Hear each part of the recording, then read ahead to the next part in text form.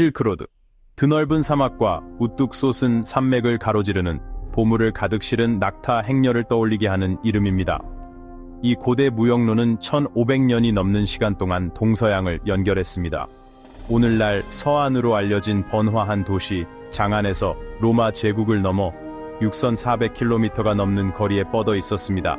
실크로드는 단순한 무역로가 아니었습니다. 아이디어, 종교, 기술, 문화를 전파하는 통로였습니다. 지식과 상품의 교류를 촉진하여 수많은 문명의 역사를 만들어 왔습니다. 비단이 주요 상품이었지만 실크로드는 단순히 비단만을 운반하는 길이 아니었습니다. 실크로드는 비단 외에도 매우 다양한 상품들의 교역을 가능하게 했습니다. 이 길을 통해 동서양의 문화와 경제가 서로 교류하며 발전할 수 있었습니다. 동양에서는 향신료, 차, 도자기, 옥, 상아가 들어왔습니다. 이들 상품은 동양의 풍부한 자원을 서양에 소개하며 서양의 생활에 큰 변화를 가져왔습니다. 서쪽으로는 말, 유리제품, 직물, 금, 은이 흘러 들어갔습니다.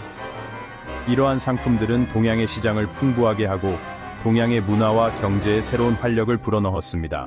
이러한 상품 교역은 실크로드를 따라 사는 사람들의 경제와 생활 방식에 큰 영향을 미쳤습니다.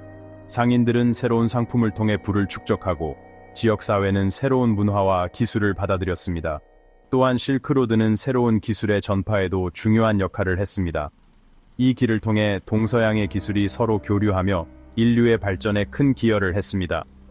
모두 중국에서 시작된 제지기술, 화약, 나침반은 실크로드를 따라 서쪽으로 전파되었습니다. 이들 기술은 서양의 과학과 기술 발전에 큰 영향을 미쳤습니다. 이러한 기술은 서양의 혁신적인 변화를 가져왔고 전쟁, 항해 및 통신 방식을 완전히 바꾸어 놓았습니다. 실크로드는 단순한 교역로가 아니라 인류의 역사와 문명을 연결하는 중요한 다리였습니다. 실크로드는 고난과 위험으로 가득한 여정이었습니다. 이 고대의 무역로는 동서양을 연결하며 수많은 상인과 여행자들이 이 길을 따라 이동했습니다. 상인과 여행자들은 혹독한 기후 조건, 뜨거운 태양 아래에서의 긴 여정, 그리고 모래 폭풍과 같은 자연의 위협에 맞서야 했습니다. 험준한 지형, 높은 산맥을 넘는 위험한 길, 그리고 도적의 위협에 항상 시달렸습니다. 이들은 언제나 경계를 늦출 수 없었습니다. 이러한 위험을 헤쳐나가기 위해 그들은 별과 지형, 고대의 지도와 나침반을 사용하여 길을 찾았습니다. 또한 지역 문화에 대한 지식에 의존했습니다. 현지 가이드와의 협력, 그리고 각 지역의 전통과 관습을 이해하는 것이 중요했습니다. 위험에도 불구하고 잠재적인 보상은 엄청났습니다. 실크로드를 통해 운반된 상품들은 매우 귀중했고 이를 통해 막대한 부를 축적할 수 있었습니다. 성공적인 상인들은 막대한 부를 축적할 수 있었고 그들의 부는 그들의 사회적 지위를 높였습니다. 모험과 발견에 대한 동경은 수많은 탐험가, 과학자, 그리고 예술가들을 실크로드로 이끌었습니다. 순례자, 선교사, 그리고 다양한 사람들이 이 길을 따라 이동하며 그들의 신념과 문화를 전파했습니다. 여러 세대를 거쳐 전해 내려오는 그들의 여정에 대한 이야기는 지나간 시대를 엿볼 수 있게 해줍니다. 이 이야기들은 오늘날에도 여전히 우리에게 영감을 주고 있습니다. 실크로드는 제국의 흥망성쇠에 중추적인 역할을 했습니다. 이 고대의 무역로는 동서양을 연결하며 수세기 동안 다양한 문명과 문화를 이어주는 다리 역할을 했습니다. 실크로드를 따라 위치한 주요 무역 거점을 장악하는 것은 곧 부와 권력으로 이어졌습니다. 중국의 한나라, 페르시아의 파르티아 제국과 사산 제국, 그리고 로마 제국은 모두 실크로드 무역을 통해 큰 이익을 얻었습니다. 이들 제국은 실크로드를 통해 비단, 향신료, 보석, 그리고 다른 귀중한 상품들을 교환하며 경제적 번영을 누렸습니다. 페르시아의 파르티아 제국과 사산 제국은 실크로드를 통해 동서양의 문화를 연결하며 그들의 영향력을 확장했습니다. 이 무역로는 단순한 경제적 이익을 넘어 문화적 교류와 기술의 전파를 촉진했습니다. 로마 제국은 실크로드를 통해 동방의 사치품을 수입하며 그들의 생활 수준을 높였습니다. 로마의 상인들은 실크로드를 통해 중국, 인도, 페르시아와 교역하며 그들의 경제적 기반을 강화했습니다. 또한 실크로드는 제국 간의 외교 관계도 촉진했습니다. 사절대사, 심지어 통치자들까지도 실크로드를 통해 이동하며 동맹을 맺고 조약을 협상하고 선물을 교환했습니다. 이 무역로는 단순한 상업적 경로를 넘어 정치적 연대와 외교적 협력을 위한 중요한 통로였습니다. 실크로드를 통해 이동한 통치자들은 서로의 문화를 이해하고 상호 존중을 바탕으로 한 외교 관계를 구축했습니다. 이들은 실크로드를 통해 동맹을 맺고 조약을 협상하며 선물을 교환했습니다. 이러한 상호작용은 고대 세계의 정치 지형을 형성했습니다. 실크로드는 단순한 무역로가 아닌 제국 간의 복잡한 관계를 형성하는 중요한 역할을 했습니다.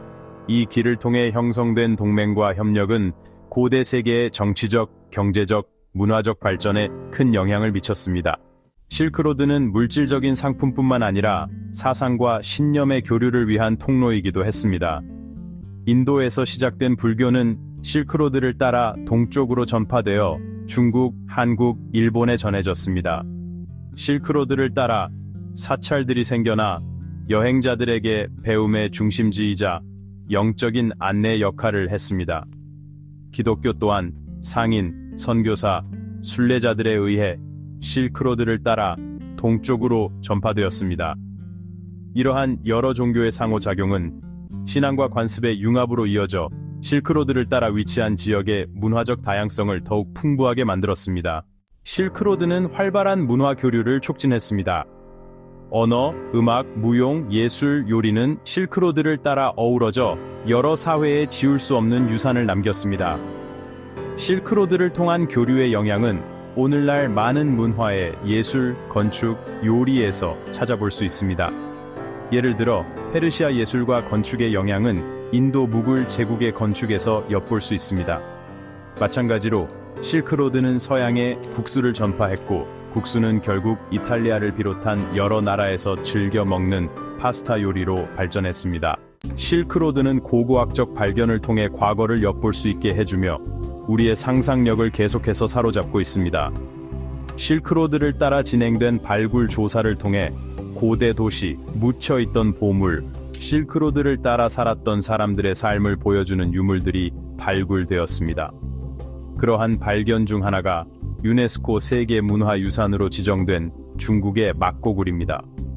막고굴에는 불교 미술, 필사본, 유물 등이 보관되어 있으며 건조한 사막 기후 덕분에 수세기 동안 보존될 수 있었습니다. 실크로드는 더 이상 과거처럼 북적이는 무역로는 아니지만 그 유산은 여전히 남아 있습니다. 실크로드는 문명의 상호 연결성과 문화 교류의 힘을 보여주는 증거입니다. 더 넓은 세계를 탐험하고 연결하고 지식과 상품을 공유하고자 하는 인간의 욕망을 보여줍니다. 실크로드는 고대에도 우리가 생각하는 것보다 세상이 훨씬 더 상호 연결되어 있었다는 것을 가르쳐줍니다. 또한 우리의 경계를 넘어 인간 경험의 풍요로움과 다양성을 인식하도록 합니다.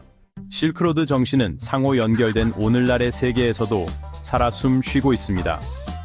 세계 무역, 통신기술, 편리한 여행은 세상을 더욱 좁게 만들었습니다. 마치 고대 세계가 실크로드로 연결되었듯이 우리는 복잡한 상호작용의 그물망으로 연결되어 있습니다. 21세기의 도전 과제와 기회 속에서 실크로드의 교훈은 여전히 유효합니다. 실크로드는 탐험, 혁신, 협력이라는 인간 정신이 지속됨을 보여주는 증거입니다.